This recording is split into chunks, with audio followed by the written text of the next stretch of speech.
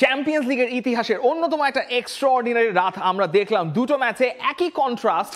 Signal ইদুনায় হাজির হয়ে গিয়েছিল বার্সেলোনার জন্য রোমা আর লিভারপুলের ভূতটা, আর অন্যদিকে ভিলা পার্কে মিনিট পাঁচেকের মধ্যে score line went from this and to this. বাতাসে একটা রেমন্তাদার মিষ্টি সুবাস বইয়ে দিয়েও শেষ পর্যন্ত শেষ গল্পটা আর লেখা হয়নি ডর্টমুন্ড আর অ্যাস্টন ভিলার। তাই মাথা নিচু করে সিগন্যাল ইদুনার ভিলা পার্ক ছাড়লেও সেমিফাইনালে উঠে গেছে পিএসজি আর বার্সেলোনা। এই এক্সট্রাঅর্ডিনারি রাতটা আরো এক্সট্রাঅর্ডিনারি হয়ে গিয়েছিল ভিলা পার্কে যখন প্লেয়াররা চ্যাম্পিয়ন্স লিগের অ্যানথেমের জন্য লাইন আপ করেছিলেন, তখন বাজা শুরু করেছিল ইউরোপা লিগের অ্যানথেম। আর সবার রিয়াকশনটা দেখুন, মানে কেউ বিশ্বাস করতে পারছিল চ্যাম্পিয়ন্স লিগের অ্যানথেম বাজার জায়গায় ইউরোপা লিগের অ্যানথেম বাজতে পারে। মর্গান রজার্স বুঝতেই পারছে না। র্যাশফোর্ড যদিও ইউজ টু, তবে আপনি বলতে পারেন যে এই অ্যানথেম বাজাটা উনাই এমিরের জন্য একটু ভালো ব্যাপার, because he is used to it. তিনি 4 বার ইউরোপা লিগ জিতেছেন। যদি রিয়াল মাদ্রিদ চ্যাম্পিয়ন্স লিগের কিং হয় তাহলে অবশ্যই সেভিয়া হচ্ছে ইউরোপা লিগের কিং এবং তার আনডিসপিউটেড রাজা হচ্ছেন উনাই এমেরি। জোকস অ্যাপার্ট, গতকালকে ভিলার জন্য রাতটা ছিল স্পেশাল। বার্মিংহামে ভিলা পার্কের অ্যাম্বিয়েন্স সব কিছু ছিল রকিং হাই, এবং সেটা অ্যাস্টন ভিলার জন্য আলাদা বাড়তি মোটিভেশন ছিল। এখন গতকালকে এই ম্যাচটা স্টিয়ার ফরওয়ার্ড করার জন্য উনাই এমেরির নতুন একটা ট্যাকটিক্যাল হাইলাইন দরকার ছিল, এবং how Villa dictated the match actually says the whole story for Aston Villa. এবং পিএসজি কেন গতকালকে পিএসজি ম্যাচটা হেরেছে, কিভাবে আসলে উনাই এমেরি প্রথমের সেট ব্যাকটাকে কাজে লাগিয়ে পরবর্তীতে ম্যাচটা জিতিয়েছেন, যদিও শেষ পর্যন্ত রেমন্তাদাটা রচনা করতে পারেন নাই। গতকালকে ভিলার হাইলাইনটা দেখুন, যখন অ্যাস্টন ভিলা তাদের প্রথম গোলটা কনসিড করেছে, this was Aston villus Highline. PSG picked apart। প্রথম মার্কিনিওস বলটা যখন ডিসপোজেস করলেন তাদের নিজেদের হাফ থেকে অ্যাস্টন ভিলার হাফের এগেইনস্টে, সেখান থেকে মাত্র 6টা পাসের ব্যবধানে they picked apart Aston Villa. Aston ভিলার লাইন যথেষ্ট হাই, মানে যখন এই কাউন্টারটা অ্যাস্টন ভিলা কনসিড করছে তারা জানে যে তারা কাউন্টারে যথেষ্ট প্রোন, এবং এমি মার্তিনেজ যদি অন্যভাবে প্যারি করতেন তবে হাকিমির গোলটা সেখানে হয় না, কিংবা নুনো মেন্ডেজের জায়গাও একই ঘটনা। মার্কিনিওস বলটা উইন করলেন, তারপর ঠিক 6টা পাসের সিকোয়েন্সে নুনো মেন্ডেজ সেকেন্ড গোলটা করলেন। ফার্স্ট হাফে অ্যাস্টন ভিলা 4টা গোলের ডেফিসিট নিয়ে বসে আছে। 2টা গোল এক্সট্রা তারা কনসিড করলো, যেখানে 2টো গোল করলেই তাদের ওই আগের ডেফিসিটটা পূরণ হয়ে যায়। এখন উনাই এমেরিকে নতুন করে ভাবতে হবে। তিনি কি ভাবলেন? তিনি যে গতকালকে ট্যাকটিক্সের সন্ধানটা দিলেন সেটা সম্ভবত, এবং এই কারণেই উনাই এমেরিকে ইউরোপের একজন ওয়ার্ল্ড ক্লাস ম্যানেজার হিসেবে উপাধি দেওয়ার জন্য যথেষ্ট। Aston Villa are lucky club to have Unai এমেরি।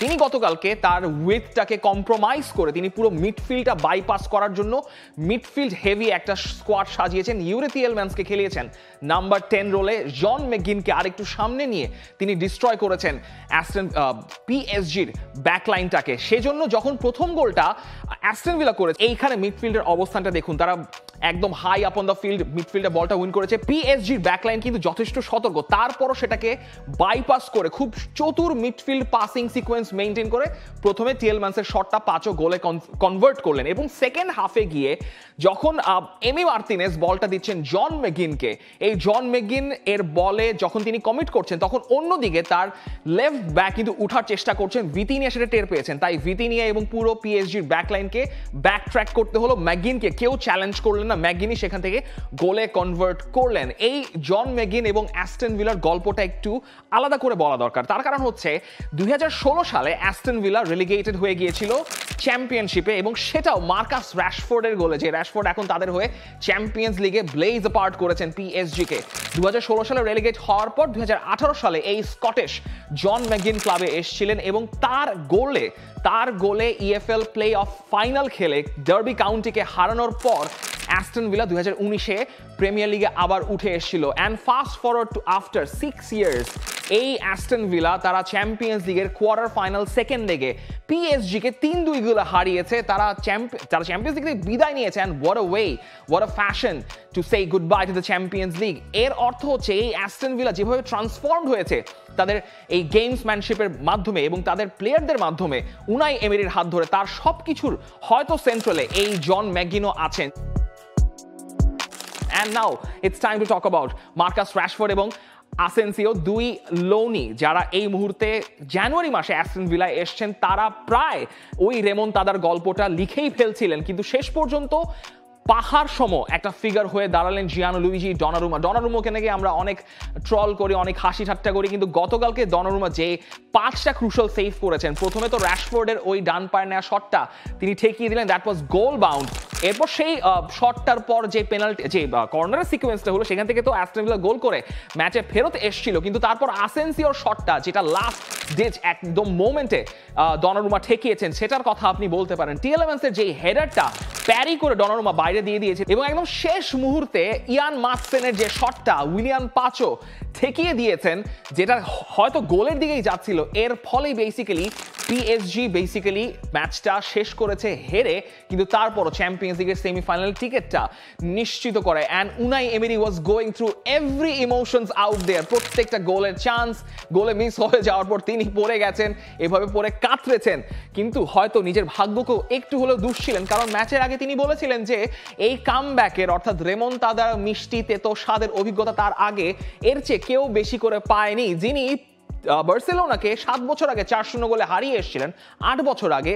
তারপর তিনি 6-1 গোলের একটা হিউমিলিয়েশন সহ্য করে এসেছিলেন সেই ঐতিহাসিক লা রেমন্তাদা। তিনি গল্পটা নতুন করে লিখতে চাচ্ছিলেন, কিন্তু শেষ পর্যন্ত লেখা হলো না রেজিলিয়েন্ট লুই এনরিকের পিএসজির কারণ। তবে ম্যাচ শেষে উনাই এমেরি তিনি বেসিক্যালি তার দলকে নিয়ে অনেক বেশি প্রাউড ফিল করেছেন। তিনি বলেছেন তিনি হ্যাপি, এবং এই অ্যাস্টন ভিলাকে নিয়ে তিনি চ্যাম্পিয়ন্স লিগের পরবর্তী মৌসুমেও যেতে চান, এবং এই অ্যাস্টন ভিলাকে নিয়ে একটা ইতিহাস গড়তে চান। তবে তখন চ্যাম্পিয়ন্স লিগ আবার ইউরোপা লিগের অ্যান্থেম কিন্তু বাজানো যাবে না ভাই, এটা একটু খেয়াল রাখেন। ওই ডিজে ভাইয়ের মনে হয় চাকরিটা আর নাই, গতকালকে তিনি যে কাজটা করেছেন।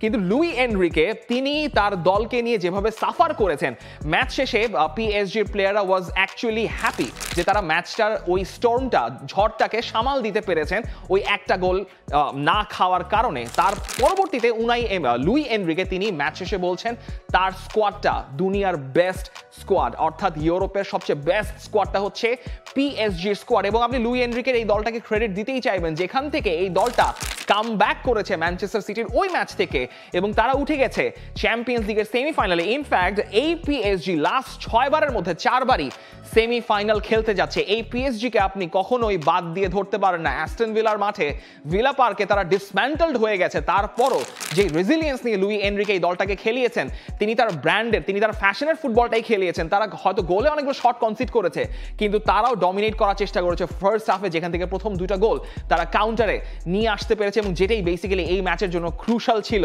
উসমান দেমবেলে তাকে ম্যান অফ দ্য ম্যাচ দেওয়া হয়েছে, তিনি যেই ভঙ্গিতে ম্যান অফ দ্য ম্যাচের অ্যাওয়ার্ডটা নিয়েছেন, তাকে না দিয়ে ভাই পারলে আপনি দনারুমাকেই দিতে পারতেন, তিনি আরেকটু বোধহয় খুশি হতেন এই ম্যান অফ দ্য ম্যাচের অ্যাওয়ার্ড পেয়ে। পিএসজি উঠে গেছে চ্যাম্পিয়ন্স লিগের সেমিফাইনালে। তাদের অপোনেন্ট হতে পারে হয় রিয়াল মাদ্রিদ কিংবা আর্সেনাল। ভিডিওটা আপনারা যখন দেখবেন তার মধ্যে আপনি নিশ্চিত হয়ে যাবেন যে এই লুই এনরিকের পিএসজি কার সঙ্গে ফেস করতে যাচ্ছে। কিন্তু অপর ব্র্যাকেটে বার্সেলোনা যখন ডর্টমুন্ডের মাঠে ম্যাচ খেলছে সিগন্যাল ইদুনাতে, সেই সিগন্যাল ইদুনাতে একটা মিরাকলের সম্ভাবনা নিয়ে ডর্টমুন্ড মাঠে নেমেছিল, এবং সেই miracle was actually happening, it was unfolding right in front of your eyes. এবং আপনি যদি বার্সেলোনার ফ্যান হন, আপনি সেকেন্ড গোলটা কনসিড করার পর এই দেজাভু দেখেছেন যে আবারও লিভারপুলের ভূত, আবারও রোমার ভূত আপনার সামনে সিগন্যাল ইদুনা পার্কে এসে গেছে। 2025 সালে একটা ম্যাচও বার্সেলোনা হারেনি, সে তারপর 24তম ম্যাচে এসে ফাইনালি বার্সেলোনাকে হারতে হলো, যেটা বার্সেলোনার হিস্ট্রিতে 4th লংগেস্ট রান। এবং যখন বরুসিয়া ডর্টমুন্ডকে বার্সেলোনা ফেস করছে, এই বরুসিয়া ডর্টমুন্ড কখনো চ্যাম্পিয়ন্স লিগে বার্সেলোনাকে হারাতে পারেনি এর আগের 6 দেখায়। প্রত্যেকবারই ম্যাচ হয় ড্র করতে হয়েছে, 4 বার হারতে হয়েছে। কিন্তু প্রথম 10 মিনিটে যখন বরুসিয়া ডর্টমুন্ড 5 বার আপনার গোলে শট নিয়ে ফেলেছে, যেখানে বার্সেলোনা পুরো হাফে একটা শটও নিতে পারেনি, দ্যাট সেইজ আ লট। এবং হানসি ফ্লিক যেভাবে তিনি হাত পা ছুটছিলেন গতকালকে ম্যাচে, ইট সেইড আ লট। হি ওয়াজ আনহ্যাপি। ম্যাচের আগে তিনিই বলেছিলেন যে তিনি বার্সেলোনাকে এখনই সেমিফাইনালে দেখতে পাচ্ছে না। সম্ভবত তিনি বুঝে শুনেই বলেছিলেন, কারণ লাস্ট 17 দিনে বার্সেলোনাকে যে পরিমাণ ম্যাচ খেলতে হয়েছে, যে পরিমাণ ধকল সহ্য করতে হয়েছে, তিনি বুঝতে পারছিলেন যে এই কারণেই হয়তো বার্সেলোনাকে একটু ধীরে সুস্থে খেলতে হবে। এবং পেদ্রি না থাকা এবং একই সঙ্গে ইনিগো মার্টিনেজ না থাকা বার্সেলোনার প্লেইং স্টাইলে কত পরিবর্তন নিয়ে আসে ডর্টমুন্ডের ম্যাচে প্রপারলি দেখা গিয়েছে। ডর্টমুন্ড কালকে যেই ইন্টারেস্টিং এবং ক্লেভার চেঞ্জ নিকো কোভাচ করেছেন, সেটাই বেসিক্যালি মনে হয়েছে যে ডর্টমুন্ডের এক্সট্রা 2-1 প্লেয়ার পিচে রয়েছে। নর্মালি 4-ম্যান ব্যাকলাইন থেকে সরে গিয়ে তিনি 3-4-3-তে শিফট করলেন, এবং ফেলিক্স মেচা এবং পাসকাল ঘোষের পারফরমেন্সের কারণে এবং করিম আদিমে যেভাবে ব্যাকলাইনটাকে স্ট্রেচ করেছেন, স্পেসিফিকলি কুন্দে এবং আরাউহোকে সাফার করিয়েছেন, যার কারণে বার্সেলোনা গতকালকে খাবি খেয়েছে ফার্স্ট হাফে, এটা ডিকটেট করে। এবং গাভি বেচারা মানে পাগলা কুত্তার মতো দৌড়েছেন লিটারালি। সেকেন্ড হাফে গোলটার পর যখন বেনসেবাইনি ওই ওন গোলটা করে বসলেন, তারপরেই আসলে ওই থার্ড গোলটাও আসলে ম্যাটার করলো না। বার্সেলোনা ফাইনালি ম্যাচটা 3-1 গোলে হেরে গিয়েও সেমিফাইনাল টিকিট নিয়ে এই সিগন্যাল ইদুনা থেকে বের হয়েছে। এবং এই যে এক্সজির ডিফারেন্সটাও একটু মেনশন করা দরকার, যে বরুসিয়া ডর্টমুন্ডে গতকালকে এক্সজি ছিল 3.85, অপোজিটে বার্সেলোনার এক্সজি ছিল 0.49, এবং এটাই সম্ভবত চ্যাম্পিয়ন্স লিগে সবচেয়ে বেশি এক্সজির ডিফারেন্স নিয়ে কোন একটা দল রেকর্ড করেছে, এবং সেই রেকর্ডটা বার্সেলোনাই করে থাকলো। আপনি একটু আগের সিনারিওতে ফিরে যান, যেটা অ্যাস্টন ভিলার মাঠে ঘটছে। পিএসজি প্লেয়াররা ওয়াজ হ্যাপি, তারা ম্যাচ হেরেও খুশি ছিল, কারণ তারা এই ম্যাচে সাফার করার জন্য প্রস্তুত ছিল। কিন্তু Barcelona on the contrary, Signal ইদুনাতে they looked tired, they looked dejected. তারা এই হারটা ঠিক হজম করতে পারে নাই। রাফিনিয়ার ফেস এক্সপ্রেশনই বলে দিচ্ছে যে তারা এই হারটা নিয়ে সন্তুষ্ট না, অর্থাৎ তারা এই ম্যাচে যথেষ্ট ওভার কনফিডেন্স নিয়ে এই ম্যাচটা খেলতে এসেছিল। সম্ভবত বার্সেলোনা এক পা চ্যাম্পিয়ন্স লিগের সেমিফাইনালে দিয়ে রেখেছে, এবং সেই স্কেয়ারটা সিরহিউ গিরাসি করে দেখিয়েছেন, যে হ্যাট্রিকটা করেছেন। অন্য কোনো দিন হলে সেই হ্যাট্রিকটা নিয়ে অনেক সেলিব্রেশন হতো, অনেক কিছু হতো। এই গিরাসি ডর্টমুন্ডের ইতিহাসে চ্যাম্পিয়ন্স লিগের সর্বোচ্চ গোলদাতা, এবং এই মুহূর্তে চ্যাম্পিয়ন্স লিগের টপ স্কোরার হয়ে গেছেন গিরাসি, কিন্তু তাকে বিদায় নিতে হচ্ছে। এবং look at his face again, এই ফেসটা আপনাকে মনে করে দিবে কাই হাভার্টসের কথা, এই ফেসটা আপনাকে মনে করে দিবে মদ্রিচের কথা। কি দুঃসহ বেদনা নিয়ে তিনি প্লেয়ার অফ দ্য ম্যাচের পুরস্কারটা তুলে ধরেছেন। কিন্তু যারা মূলত সাফার করেছেন হানসি ফ্লিক এবং তার বার্সেলোনা গং। হানসি ফ্লিক ম্যাচ শেষে প্রেস কনফারেন্সে এসে একদম সঠিক কথাই বলেছেন, এবং এই কথা বা জুল কুন্দেও বলেছেন যে বার্সেলোনা ওয়াজ অ্যাবসলিউটলি শ্যামবলিক গতকালকের পারফরমেন্সে।